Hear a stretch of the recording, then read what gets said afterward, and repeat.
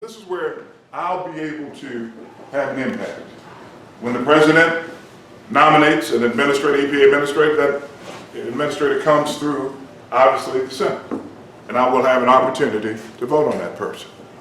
And so I'll make certain that we get someone that's going to be sensitive to the environment, but yet understand, as Chris indicated a moment ago, Texas is a fossil fuel-based economy.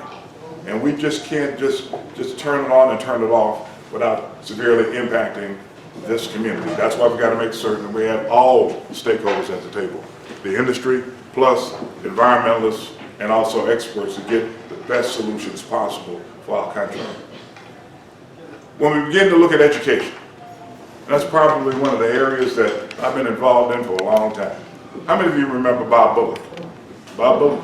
Let me tell you a Bob Bullock story, okay?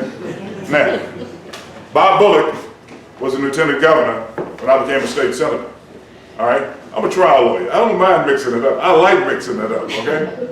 So I go down. I wasn't expected to win, first of all, as a state senator. But I went down, I won on the first ballot, so Bob Bullock called me down to Austin. Now, remember this, for those who don't know who Bob Bullock was, he was a lieutenant governor of the state of Texas, comptroller of the state of Texas, about this tall, okay? Soaking wet, probably 115 pounds. He calls me down, I walk in with my friend, I'm about 6'3½". I walked in, had a nice looking suit on, the whole 9 yards. He said, "Sit down, Senator, congratulations." I sit down on one side of the table, he's on the other side of the table. We start talking about the campaign and my success.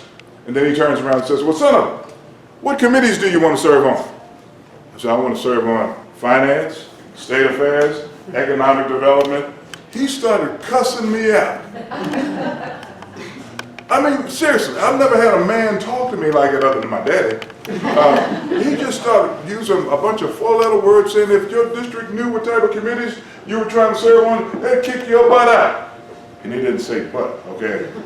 And so I'm just kind of taken back by what this man is saying. I don't even know him. He says, "Get up, get out." I got up, I backed off like this, trying to maintain my posture, and got out of his office. 2 weeks later, he calls me. And they say, "Senator, Lieutenant Governor Bullock is on the line." I'll take my time getting on the line. And he says, "Senator, I'm appointing you to education, health and human services, state affairs, and finance." Click. Here's the point of the story.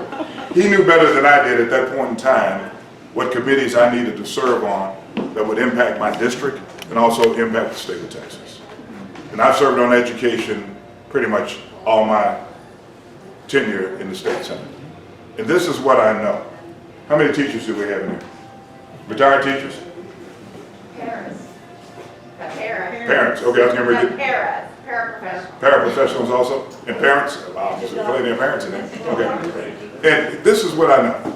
I know that we need to make certain we have a pro-public education president in order to make sure we have a pro-education secretary of education. The secretary of education that we have up there right now? Oh, y'all love it, don't you? I know. You've been keeping up with it, okay? So we've got to have a pro-public education president to make certain we get a pro-education secretary of education. And that's where the rules and all that stuff are made, right? I mean, the cabinet secretaries end up making certain that they put the rules in, or recommend rules that, frankly, the president wants to have. And so I get an opportunity to decide who that secretary will be. In my career, here's the experience piece, I'm interviewing, all right? As a state senator, I've been able to work on transparency as it relates to public schools. This last piece of legislation that we passed, House Bill 3, that was a Democratic bill that Republicans took away from us, okay? I don't care, as long as we get things passed. Are there some things in there I did not want? Yes, but there's more good in there than there's bad in there. We're able to put more monies into our education system. Now the question becomes of whether or not it's sustainable, okay? And the right noise is coming out of Austin in terms of sustainability. But I think also the federal government should have a part in that mix in terms of the revenue sources.